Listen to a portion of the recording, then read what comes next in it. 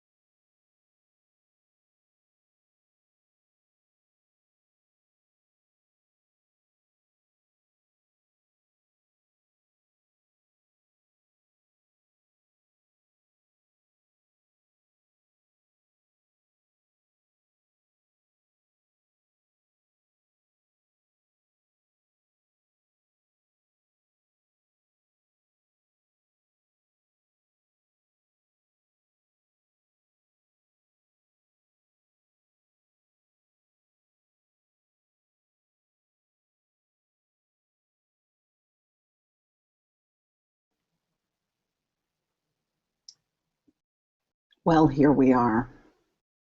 And we've decided, as Tom said, so many people without anything to say have said so much that we've decided to leave this rest, except to say that it is foremost in all of our hearts and minds this morning. And we're thinking of everybody related to it, including people from our own Knoxville churches who are still reeling years later in families and in themselves from that shooting. And we know that this will be a long time healing.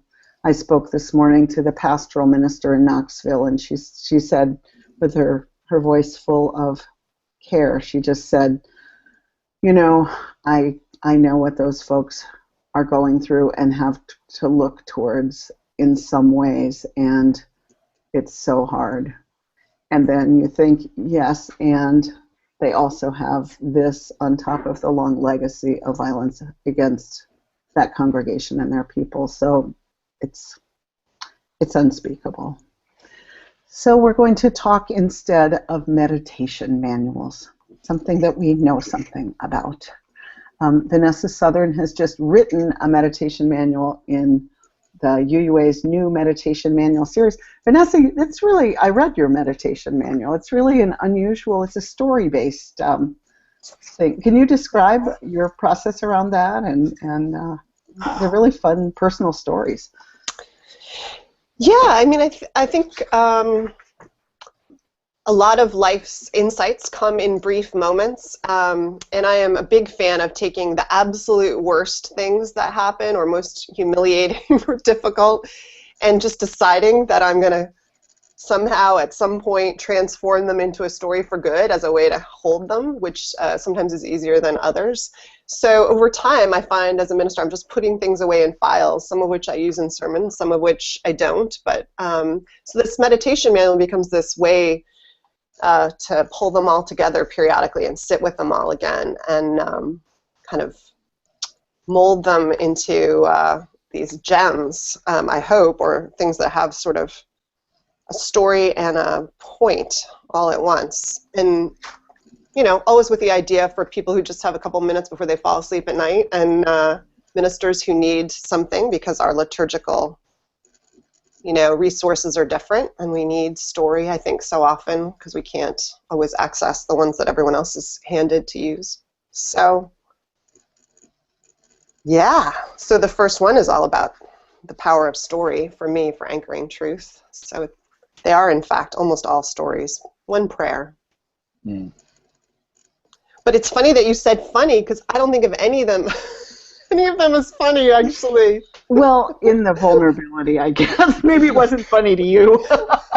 Yeah. You do share the humanity, I guess, is what I find always, you know, it's so wonderful when people are honest about their vulnerability and their mishaps, and maybe it's funnier to the reader than to the writer. Yeah, well, that's always the joy of putting something like this out in the world, right? My first question of people is always like, which one stuck with you? Which ones resonated?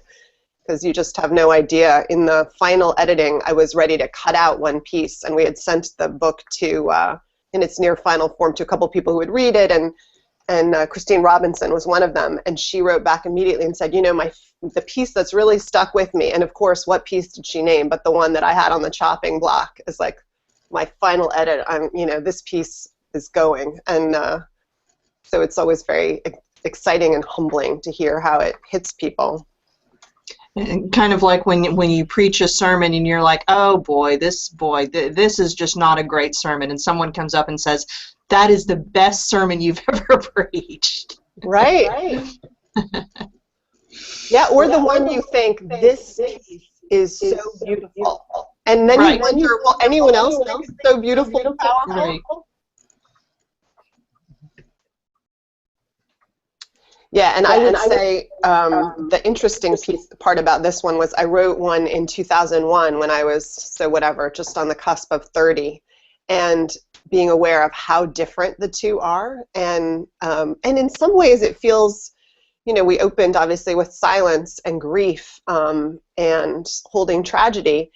And I kind of feel like, well, this is what it looks like, but I kind of feel like Miles of Dream is a very midlife meditation manual.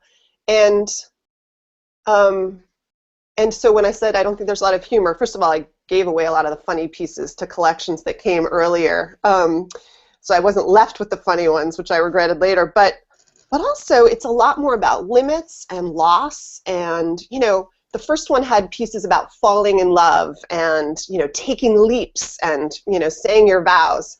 And the piece about love and kind of long-time commitment in love in this one is about getting through hard times and just saying yes to being together again and again and again, even in the face of how hard it is and how that deepens you. So they're just such a different feel to them all. They're all in the face of limits and loss. So God knows what the next one will be. I mean, I hope it like trends upward. Actually, the happiness studies show that people do get happier as we hit the age Tom and I are more. We're just happy as clams. Yes, tell us about it. Tell us about it. You just kind of give up on a lot of stuff. You just let it go, you know. You know, in your 40s, you're still fighting for it. In your 50s, you go, it's never going to happen. There's something freeing about it. You feel that writing a meditation manual, how do you connect these two parts of what you're doing now, which is one is that you're writing you wrote a meditation manual, and now you stepped away from the pulpit and are actually stepping away from the country for a couple of years. Do you see those two things leading to each other? Why don't you also tell us about where you're going? Tell us about what you're doing. Yeah, sure. So I left parish ministry, just left the church I was serving without a place, another church to go to or another community ministry to go to, because I felt like actually I wanted some quiet, which is interesting because I feel like we're hearing that resonating with other clergy who are temporarily stepping away from parish ministry or trying to ratchet down parish ministry, is the need for quiet. And I mean, I would have these literal fantasies for years, my last couple of years in ministry, and it was great ministry. We're doing fantastic ministry that I was so excited by, but I would have these fantasies of being alone in a cabin on like a rocky Maine coast. And I think in some ways this year of mine has been, I'm like a married cloistered nun, but just with a child who comes home at 3:30. And but there's a big piece of cloistered life, and it felt so important to have that. Things were sort of out of balance. And the meditation manual was a way to get me into writing, and also sifting through things I had done and written for the previous years and experiences, and as an exercise in reckoning and closure. So that was a lovely excuse to do it, to do that work. And it was a year of preparation. So sitting and reflecting. I don't think we often have the luxury of saying, what next?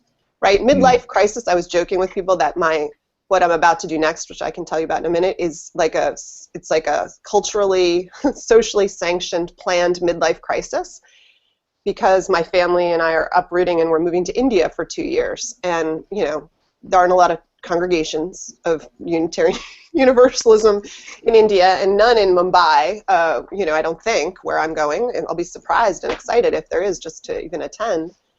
So, rather than kind of pulling the rug out from under myself and rethinking how my gifts and, calling might be reoriented slightly in the next chapter, by buying a sports car or ruining my marriage, I'm just going on a kind of pilgrimage with my family. So feels good. How did that come about? Your partner's job, or just, hey, let's move to India? The former. My husband is from India originally, from a part of India called Goa, which is this former Portuguese colony with whitewashed churches, and really part of the Catholic, really small Catholic minority in India, and came to the U.S. when he was 9, and has family now, have all moved back there. And he is a nonprofit consultant that has been doing work with a firm that has almost only been focused domestically, Bridgespan. So then the idea is how to work with organizations in India, and that part of the world is exploding with Indians who want to give back, who have made a lot of money in recent times, or are beginning to look strategically. A lot of international organizations are pulling out, or being asked to kind of pull out a little bit, and so the Indian community is stepping in ways that are really entrepreneurial and innovative, because there's a lot of space to do the work. So it's an exciting time, and there's really a sense of ascendancy in India. So it's an exciting time to be in the country. Having said that, I will not be a religious leader when I'm there. I will be a writer, and that's important on lots of levels, which I don't need to get into, but. Vanessa, are you going to keep a blog? When I lived my family and I lived in Colombia in South America for 2 years also, and I kept a blog, and I found it was a lot of fun, just writing what I'm observing. Or are you keeping it close to your chest and then writing another book? So I'm thinking of doing both. I'm thinking of doing the blog as a way to stay connected to family and friends who are here, and also as sermon writing is such working in preparing something for, youth and children's worship every week is such a great excuse and necessity put on you by the expectation that you're going to take what's going on in the world and in life, and you're going to kind of distill it and work with it a little, knead it and bake it into something, worth handing off to people that day, feeding them. So I don't have that in place. So I think the blog, as you point out, is like this great opportunity to put some structure in place where you also are forced to do that work. And I don't know about the rest of you, but I don't know how many times I've been in a chapter in my life where I've thought, oh, this is so exciting, and I'm never going to forget this moment. I'm never going to forget this story.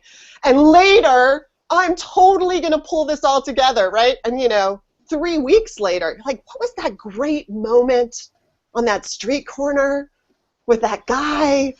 So I feel like at 47, I've learned my lesson. I was about that guy. Hey, I was that guy. Oh, you forgot. No, I actually had somebody say, like, I'm going to go to my grave, and I will never forget the time you did. And he starts talking, and I have no memory at all of this thing this guy is going to remember on his deathbed. And I'm like, oh, excellent, okay, go. Yeah, who is that VUU? I think he was in Princeton, and he has this whole theory. He's a professor of memory as collective, that we don't actually have our own memory, that when we're in a relationship to people, we actually kind of we cede some of our memory to them, and that together we remember, and so that's why it's so hard. I think at his funeral, his wife said, "Half of my memory is gone," right? Because you expect, friends and members of your family, right? So. Yeah, it's easy to forget if we don't put it down somewhere else. I once did I once tried to write something that involved remembering in detail some things that had happened 20, 25 years ago. An extended piece, and that whole process of just going back into memory, and then slowly, as you live back there in your mind, the details start coming forward out of the fog of your memory. It's really an interesting process. So it's like a really different thing than trying to capture what happened today, but try to capture, a story from 20 years ago. It's like, and I think it's also it's about capturing who you are. I mean, because I used to be a regular blogger, and when I was going through something kind of difficult in my life, and I can look back, and it's not just that I'm seeing the stories, I'm seeing who I was then, because I obviously I was different then than I am now. Vanessa, I'm curious if you've been to India before. Is this your first time there? No, it's not. So my husband and I have been together for 20 years, and I haven't counted how many times we've gone, but we've gone mostly every year. There were a couple years where we didn't go. One time our daughter got sick. She was little right before we left, so I stayed home with her. But we try to go every year. That was kind of one of the agreements we made when we got married, was that that we would put money aside every year to go and be with family there, and those connections would be as important as the U.S. family, who would be easier to see. So I haven't spent, we passed through Mumbai a lot and have spent some time there, but I have not lived there, and so have no idea what it's going to be like. We ordered furniture online, just to give you an example, because there's this new online platform that says normally you just hire a carpenter to build all your furniture, like things just work differently, but now there's this new online service, and we hired them, and we got a call one day that there was furniture in our house that had been delivered. We hadn't been told that it was coming. They showed up. There happened to be workmen in the apartment, so they just came in. They just put it together in one of the rooms, not, happened to be the wrong room. So there will be a different way of being. Someone told us that a lot of foreigners come and they have this idea of how they want things to be, and they said they fight India. And she said, don't fight India, because India will win. So I think it's going to be an interesting exercise in surrender. Oh, that's what I learned. Oh, can you guys hear me? When I lived in South America, in Colombia, the hardest thing was watching other Americans fight Colombia and think, they want to recreate what we have here there. And because I'm Egyptian and I spent many summers in Egypt, if water got cut off, electricity, whatever was going on, you just roll with it. But I think that is very wise advice. And you're going to be happier about it. It's very Zen. Teaches you to be Zen whether you want to or not.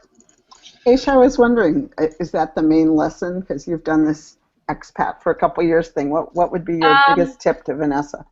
I think don't fight India, and I think which now you're already married to someone from the country, but one of my favorite things was being with people from Colombia and getting to know them and just immersing myself and going to places that other Americans didn't want to go to. The funny thing is I kept wanting to learn Spanish, and I'd go out with all Colombians who wanted to practice their English. So it was frustrating for me because I wanted to try to speak Spanish, and they're wanting to practice their English. So, but I think you have the right attitude, Vanessa. And it's going to be great for your daughter. My children have been wanting to go to Egypt. Right now we need to wait a little while, I think, but it's going to be amazing for her. Yeah, there was someone who whose kids went to an international camp that kids from all over the world, and had been in existence, has been in existence, I guess, for decades. And the camp organizers finally decided that age 11 was the best age because kids were independent enough to kind of take care of themselves to some degree, but were open enough to difference and you know, their self-identity that it had an impact on them. And she just turned 11. So I don't know, maybe when you're making a big transition, you like hang on to anything that makes you feel like it has a good chance of being the right decision. I mean, so I like to hear things like that. So Is Lila excited? Yes, we were lucky enough to get confirmation that that this would be possible when we were there for Christmas, and it was so important to be with family, you know, to tell her when the people around her, their primary response was going to be, "That is so fantastic. We actually get to have you in our lives," and because of course back here, as much as people might be excited, there's a lot more sense of, you know, them losing her, you know, as someone in their lives. So that was really lucky. And, you know, it's like anything. You mourn what you're going to lose, and you know some of what you're coming to, and we're right in that middle place where neutrality and kind of what she said is indifference is the feeling, because you don't actually know what it's gonna be like. So you're in this holding place. So when are you going, Vanessa? We leave in 5 weeks, 4.5 weeks. Counting down. All right. I know. I'm going to change the subject and say your meditation manual was the first in a series that I know Skinner House is doing. Can you describe the series? Yeah, I think I'm, you know, Mary Bernard and people at Skinner are not the only people to feel like meditation manual. You know, when you meet someone who isn't you, and you say, oh, I'm writing a meditation manual, or I'm reading a meditation manual, that they think you're doing like a loving kindness meditation or something like that. The word has lost its larger sense of reflection and that it probably had when it first got named that. So I think the struggle was what to rename the series so that it captured more of what this really has become, and obviously it's had a long history. And actually Mary writes a beautiful 2-page introduction to the In Spirit rebranding of the meditation manual series, and it's in my meditation manual, which is because it's the first in this kind of transition. But she writes a beautiful introduction to the history of the meditation manual, and then says these are reflections on how to live and worship and question and learn and grow and deepen in spirit. They're not actually meditations, many of them, and they are supposed to invite us to infuse new life into, fill with spirit, enliven, bestow with strength and purpose, right? That's what that in spirit phrase is hoped to convey. So I like it. A diversity, I'm taking it like they're going to have different generations and different life experiences and theologies and races and genders, and is that kind of what to expect here? Or? Yeah, I think so. I mean, Marta Valentin did the last one, so I think, and some beautiful pieces for anyone who's read it some that were in Spanish and then translated in the next page in English, which was just so beautiful. Yeah, I've been using Marta's actually because our theme is grace this month, and it's just really right there on that. Yeah, so stunning. So I think that's already part of the consideration. I don't know that she talks about that specifically in this, but I think that's also part of the consideration. I think part of it is people need to, I mean, I'm constantly telling colleagues and lay folks who are beautiful writers to submit. I think people just, it's not a mystery. You know, you only have to submit 6 pieces and have a sense that you want to write, you know, another 25 or so. And so most people have little nuggets in sermons and writings that they can mine. So I think part of getting a diversity of voices is having people, you know, step up and put themselves out there and submit. And Tom Shade, you've got time to do that. You know, I was thinking about that because what I was thinking was, you know, most of the meditation manuals that, you know, I have a whole shelf of them back here. I could show them to you, and I have like I don't think I've ever read one all the way through because I've just generally foraged through them, looking for readings to read at church. I mean, it's like I use them for years as ministerial cheap books, you know, I mean, in a certain way, you know, kind of like, how can I find something about this? And I never learned that, you know, what my senior colleague Barbara Merritt said is that you start with the reading, and once you find a good reading, then you can build a sermon off of it. But once you have a sermon and you start looking for a reading for it, you're in like deep trouble. And you know, I never learned that lesson. But I was just thinking the other day about writing shorter. I mean, I think shorter liturgically minded pieces, and as a change of pace from what I'm doing, what I'm writing now, which is mostly, you know, opinionating. I'm going to throw my voice in as a cheerleader that you do that, Tom, and I just have to show you. I keep this in the portfolio that I use for preaching, and this is regularly a part of my personal spiritual practice. Let me see if I can hold that up. Do you recognize some of those words? Yeah. And you wrote those words, so give me more. Give me more. I wrote them deep into, you know, James Luther Adams. So really, I can't, you know. Yeah. You're not getting out of it, Tom. We want more. Well, thank you. You stole from JLA, and we steal from you. So thank you. Please keep it up. Yeah. As long as you only steal from the best. The great pain of stealing. Yeah, there we go. Well, that, you know, my senior minister's, you know, senior colleague Barbara Merritt said, you know, really, it's not liturgy, it's larceny. Well, and now that we've all confessed, GA's coming up. Hey, you guys. Hey. So you're not going this year. You're getting ready to go to India. Everybody else going? Yeah. All right, let's start with our favorite tips to give people about GA. Here's mine.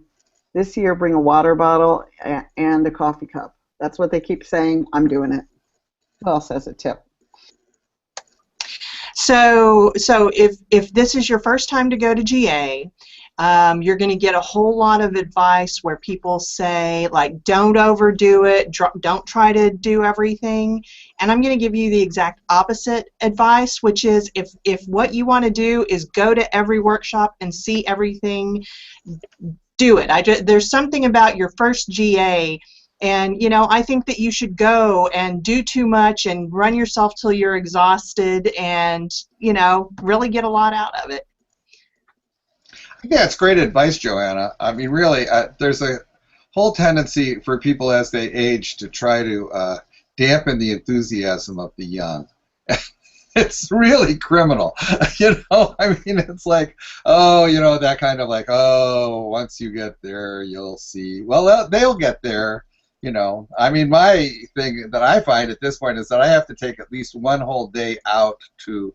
I usually sit in my room and I write something at GA because I'm so full up of ideas and words and stuff like that, and there's something about just sitting and trying to get one sentence to work, you know, for a half an hour. Right. Did you ever hear that story that Philip Roth he writes about? He goes, "What, you know, being a writer is like I write a sentence in the morning and I stare at it all day, and then at lunch I turn it around and then I stare at it for the rest of the day." You know. So. I would say go to worships. I Yes. love the worships at GA and the music, so I think they're great. I have to admit I've hardly ever been to a plenary. That's like my. Yeah, my thing is always, if you can choose, and there's music in one and not music in the other, choose the one with music. But that's me. People go for different reasons. I think, Tom, you once described GA as being like high school, that really the most important things are about who says hi to you in the hall and who you have your meals with. And that's me. You know, I'm horrible at getting to workshops and getting to plenary. You're right. I always go to worships. I mean, certainly, you know, the big ones in the evenings, but also other worships. You know, also because, you know, I want to see what other folks are doing. I want to see what other folks are. You know, what can work. What other ideas are out there, and and then I have lots of fun. And I always also just love exploring the city, you know, wherever we are. In fact, just yesterday, I was telling a story of when GA was in Salt Lake City for the first time. I had been, and I've always been intrigued with Mormonism because of because it's borrowed heavily from Masonic ritual in its own rituals. And so I got there a day early, and I was walking around, and Salt Lake City is a beautiful city, and it's so well laid out, and they've thought of everything. But I was, and I realized that I was, I had like an hour, like a half hour to get back to the opening of the UUMA event, and I was on the other side of town, and what lay between me and downtown was this enormous cemetery. So I was like, oh, so I hopped the wall and started trucking through the cemetery, and then halfway through the cemetery, I realized that I needed to use the bathroom, and I was like, oh my gosh, like this is really. I'm afraid. I'm very afraid, Hank. Yes, exactly. And so was I, because I thought, like, oh my gosh, what's going to happen is that there's no one around. There's a little tree over there. We don't want to know what you're. No. Well, no, because I was afraid. We all know what you're fearing. We all know what you're fearing. No. I'm fearing that thousands of Unitarian Universalists are going to arrive in Salt Lake City and see the headline of the newspaper of Unitarian clergy desecrating Mormon graves. But luckily, because it is such a well-planned out city, that even there, in their enormous cemetery, were bathrooms. And I thought, like, that. Okay, thank you, great. Hank. Back to Portland. That was beautiful. And I'm going to put that in my meditation. I would like to tell my bathroom story. No, I'm just kidding. I'm going to put that in my meditation manual.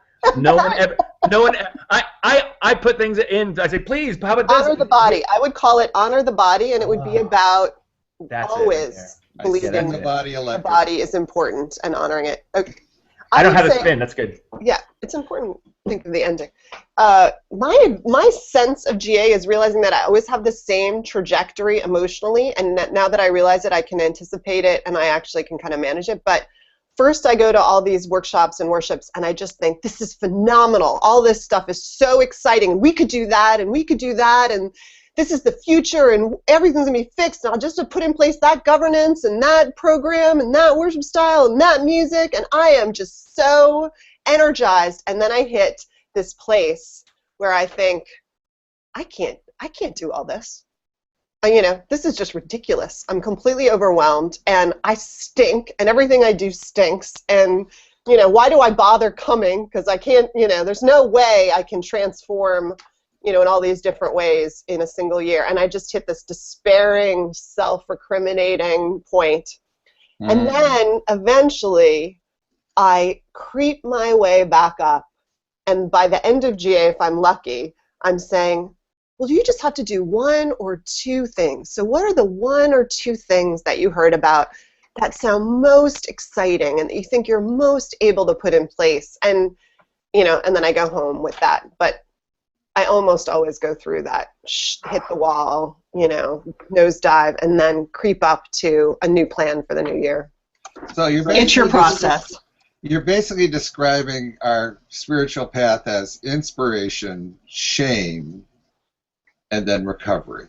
Is that like what you're saying? I wonder if that works like that. Inspiration, shame, and limits, which with me come with some level of shame, but they don't have to for you all. I wish you. You know, that's you know, if you take away shame, I don't know if we have a denomination left, but. So I'm going to say we're halfway through our hour. We have as our special guest today on The VUU, Vanessa Southern, and we are covering the globe from India to Portland so far. We did lead with Charleston, South Carolina, which is certainly in our minds and hearts, even as we are silly today. And sometimes being silly in the face of tragedy is highly appropriate, I think. But I just did want to lift up. We're not oblivious. We're not off the planet here. And so as we think about Portland, I'm really excited about some of the organizing that's going to go on about racism and about the moment that we're in historically, which I think is going to be filled with horrors and with just leaps. That is my, who's the, Sharon Welch tells me things like this. Some Italian philosopher said, my mind is pessimistic, but my will is optimistic. My will is optimistic.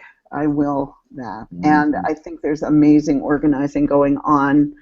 All kinds of people are really wanting to do stuff. And I'm really hoping that this GA, people connect, and the one thing they go away with is, we can do this. We're the people who should be doing this in all kinds of ways, what this is. But particularly about tilting the racism in the country. So I'm really excited, even though mostly for me, GA, truly 16 people from CLF are going, including a number of people I've never met before. I mean, the staff I'm talking about, and fellows.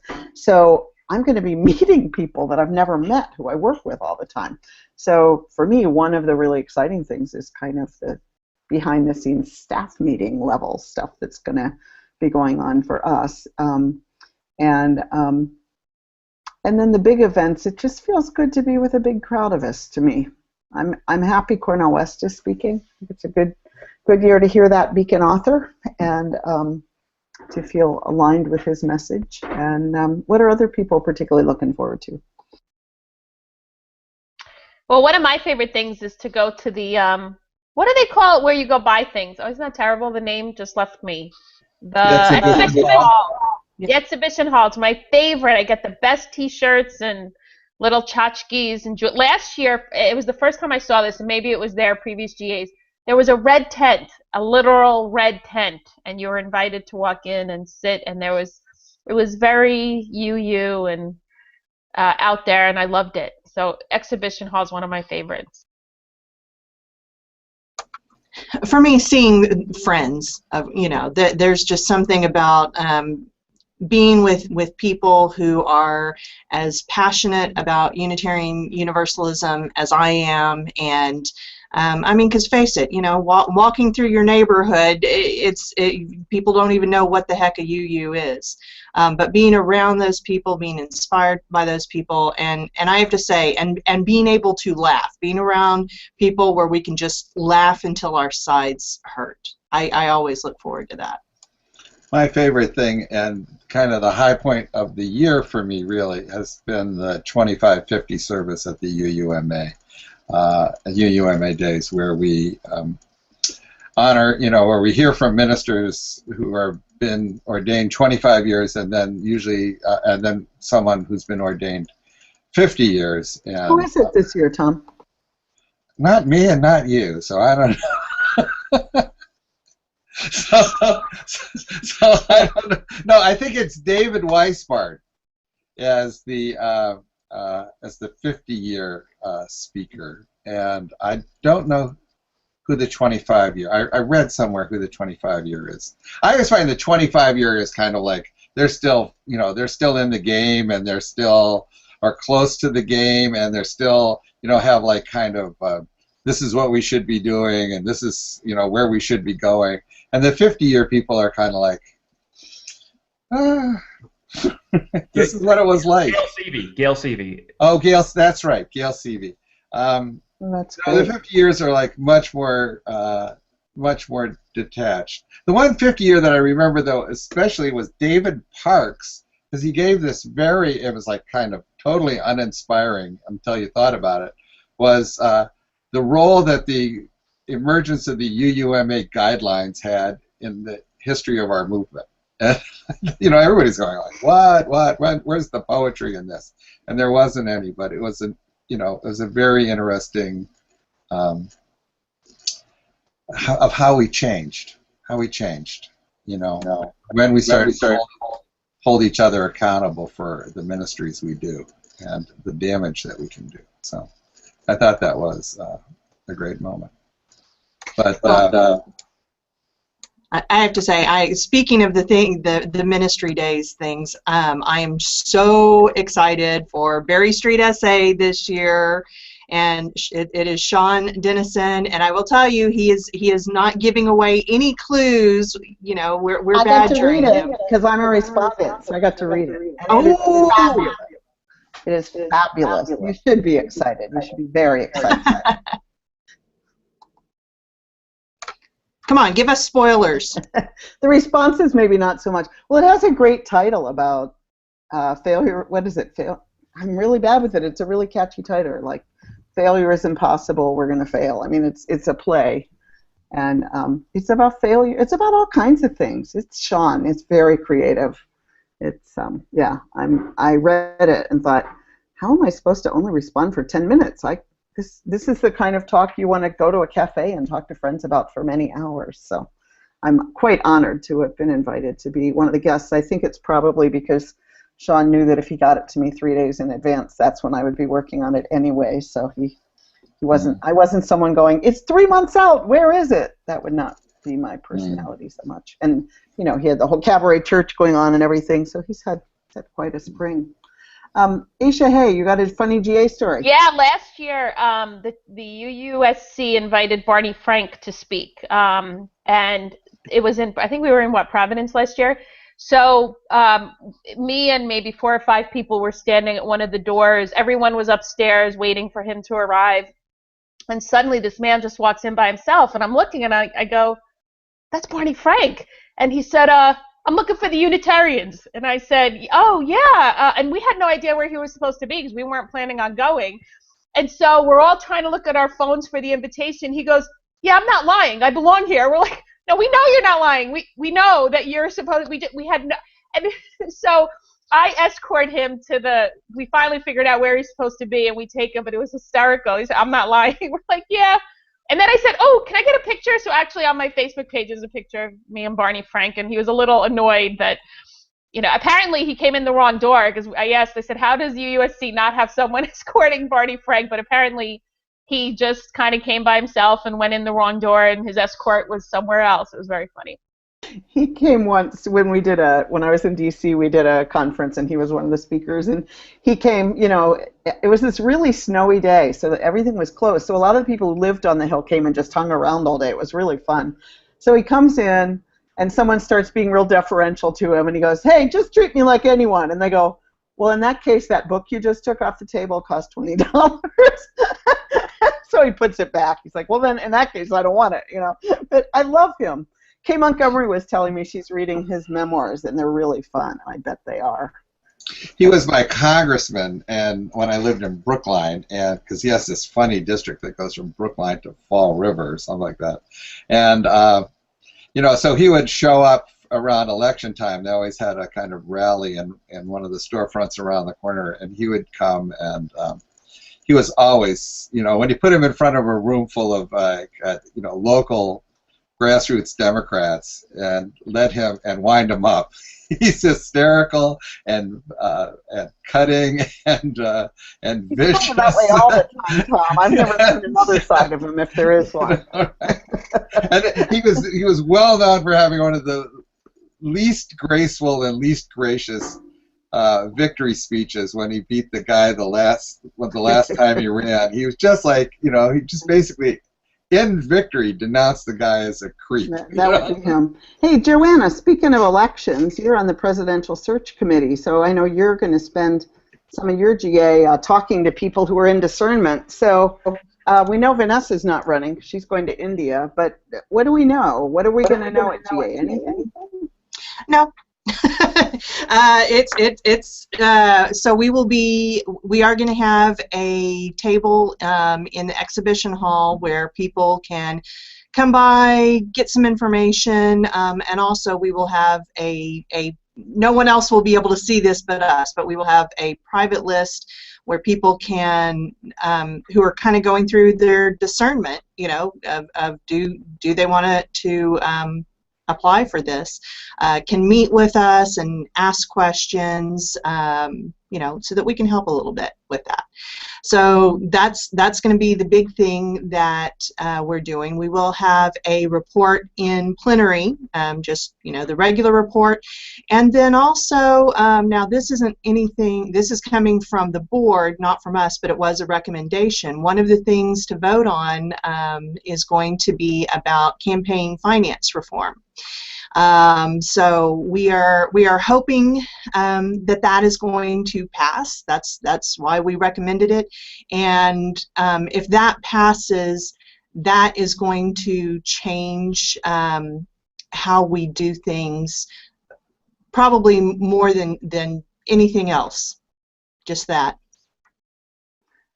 I thought it would be cool if the donors said, I'll give $1 million to the UUA for you to carry out your vision after you're elected, rather than saying, I know it's not really $1 million, but you know, the money that's been spent on the campaigns. I think because I think fundraising is so central to that job, that for people to show they have the ability to align resources with vision is really important. But if they could get people to say, I'll support your vision after you're president, I think that would be really exciting for the new president to feel like they actually came in with some money to spend, and not this really, because I've been at the UUA, so that, you know, they have some discretion, but the budget is so complicated and so multifaceted. So that's one of, if I were on the board, that's what I'd be saying. Let's do this. What else? What would other people doing if they ran the zoo? What is exactly the campaign finance reform being proposed? Did I miss that? Did I space that out? I guess you did. So the main thing is that a donor or a group can only give, I believe what we are saying is, or what the board is recommending, $5,000. And that, you know, in talking to people about previous campaigns, that is a huge change, because, you know, you could have people who had really deep pockets who could give a ton of money. So that's one. And then I think we have an overall cap. But if you go to let's see, what is it? uupressearch.wordpress.com. You can read all about it. We've tried to be, there are certain things that obviously we can't be transparent about, specifically names of people, but we have tried to be as transparent with this entire process as we could be. You guys have been great with that. I'm only asking for a friend, Joanna. Yeah. I've been talking to different folks. It seems like some really good people are thinking about running, and I'm really glad, because it's a hard job. And right. We haven't received any applications yet, but we really didn't expect to. The deadline is in July, but you know, we have received notification that people are working on applications. Well, that's good to hear. I was afraid we'd have no one. I put a rational process in people who's, would go, no, I don't want that. That's crazy. Go ahead, Vanessa. So the limit on the amount that any one person can give, it sounds like this might be also tied to some of the other decisions, like limiting the number of events people need to show up at, all of which, as I understand it, is this intentional effort to make sure that the process of running for UA president doesn't unfairly favor large church ministers who have the freedom to be away from their parishes a lot more because they have bigger staff, and UUA staff who are on the road anyway, so can unofficially campaign easily all the time, right? Exactly. The part of the reason, the General Assembly voted, several years ago, to create this presidential search committee, and we are charged with coming up with at least 2 names. It can be more. But when they did that, a lot of the talk around that was that there needed to be more diversity in candidates. And so, yeah, this was when we first started talking, because, there's never been a presidential search committee, and so all of last year was spent, kind of plotting out a process, creating a job description, creating timelines. And so we really looked at that and said, okay, it seemed obvious that if we wanted more diversity of candidates, that was going to be the number one thing that had to be addressed. Hmm. Well, it seems to me that any minister, and a minister is thinking about running, brought this up to me, and I hadn't really thought about it. Any minister who runs for a year and a half is going to need a new job at the end of it. I mean, I think it would be really hard for any church of any size to go through a year and a half campaign and then say, oh, you lost, welcome back. Maybe, but I think it would be hard. So are you talking about a landing place? And I know you're talking about more than 2 candidates, right? I remember when Diana Hill ran, there was a church that whichever one didn't win could be the interim there. Are you talking about stuff like that? That's a case of not our table. I mean, and just because there are so many different little things that have come up. A huge one being policy governance, because policy governance is, you know, we had to look at that because that's how the UUA is running right now, and so that had to be part of the job description.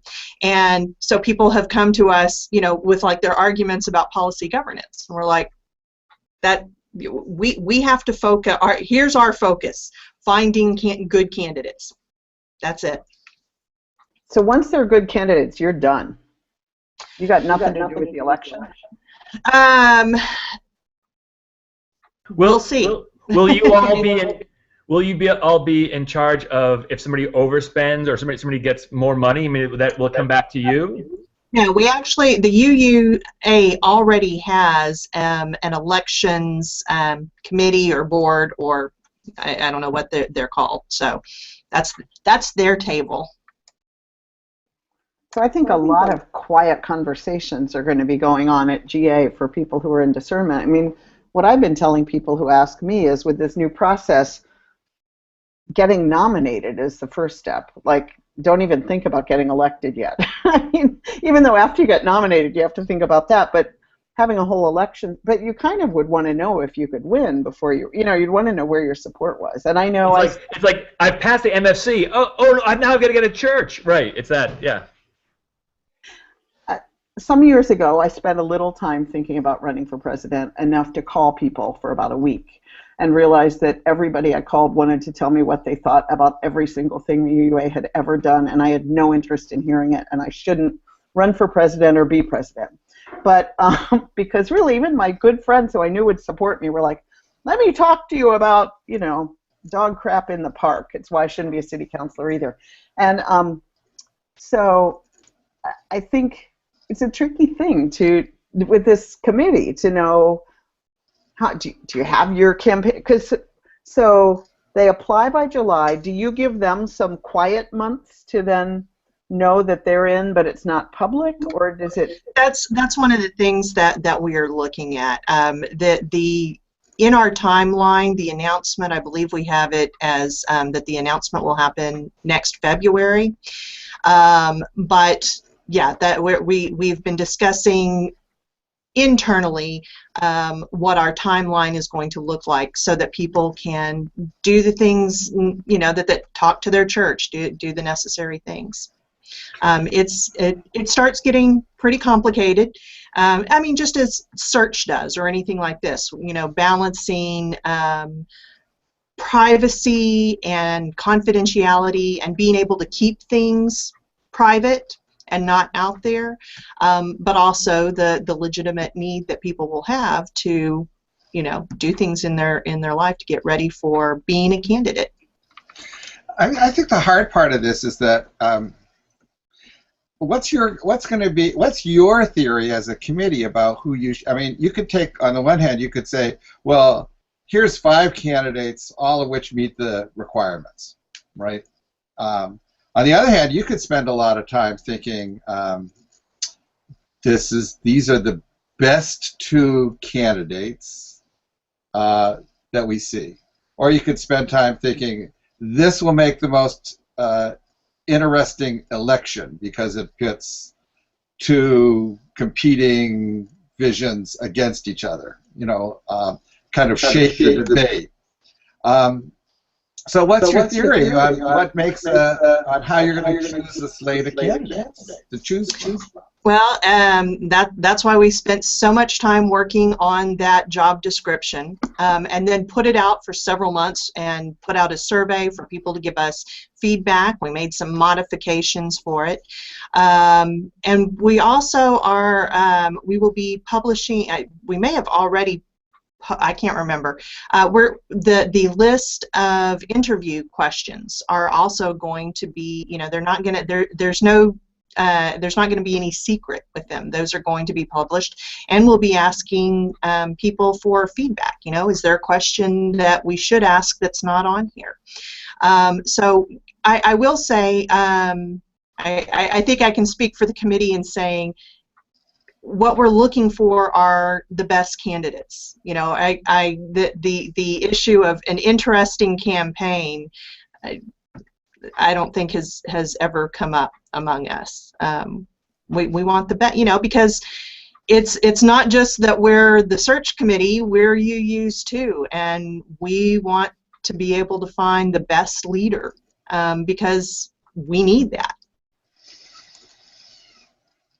So you're getting into a qualitative judgment. Right. Okay. Is that right? That's what a search committee should do, right? Go ahead, Vanessa. I mean, the job description is, is great and comprehensive, and it feels so resonant to me of what larger, what church ministers are facing in terms of the breadth of the things you're supposed to have oversight over, and feels so resonant. So I feel like I'm having a similar response to it, which is the almost impossibility we have set up, I think, for some of our leaders, where we want them to be spiritual leaders, do social witness in an age where that means a Facebook presence and, tweeting and a whole bunch of stuff, which hopefully you do yourself and you haven't, outsourced like so many, celebrities do. And you have to be a top flight institutionalist, keeping things aligned, doing major fundraising, helping with programmatic oversight, maintaining, in our case, institutional connections that are important and nuanced, all this stuff. We have to be Jesus and Paul, and in a world that's so much more complicated. And I hear these threads kind of overplaying in our, among our, at least the people that I'm sort of in touch with or have been in touch with, of we want someone younger because we've had the same generation since Bill Schultz, right? The ministers, the presidents have gotten older, but they've been of the same generation. And though we want a woman. And I just wish there were more of a conversation about huge, almost impossible job description that takes an enormous amount of juggling and discernment and discipline and leadership experience to do well. And young woman who if she's, been partnered and has chosen to have kids, probably they're relatively young. And the job description is pretty clear that you have to travel. I was told a third of the time, but other people said as much as, I talked to some former presidents who said it's as much as half the time. And I just wonder, where's the larger, so kudos to all the hard work you're doing, and grown-ups can make the decision about whether they want to run, right? I mean, ultimately that's where we have to fall, is they make the decision about whether this fits with their life and their vision and their call. And I yearn for a larger conversation about, is there another way we could structure this to have the space for younger voices and an array of leadership strengths? I mean, I know there are other positions and they work together, but the president still, like the senior minister, still in a lot of congregations in the way they're set up, still bears the brunt of so much that it's literally impossible. I just don't see how it's possible. And you can look at every president and you can hear the criticisms of every president of where they have failed in one of those areas, right? They've just focused in on institutional, or they've focused in on spiritual leadership, or the outreach, or, and the rest has gone to hell in a handbasket or just run on momentum. Yeah, and I would say there are people who are having this conversation about, should we look at the presidency differently? Should it be several positions, not one? And again, this is for us. This is not our table. We have one job to do. I will say, yeah, the job description is ambitious and it's daunting, but we had, and we were always very aware of that as we were creating it, of, okay, are we asking for someone who can walk on water? And there was, when we met in person to finalize it last fall, we were in Atlanta, and there was this really great moment where we had put the entire thing together, we had made the changes, we read it out loud one more time, and we asked that question of, is this too much? And every single person on the committee said no, because I can think of people who fit that. So it's a lot, but we got some amazing people out there. And unfortunately, that person's moving to India. So. Damn.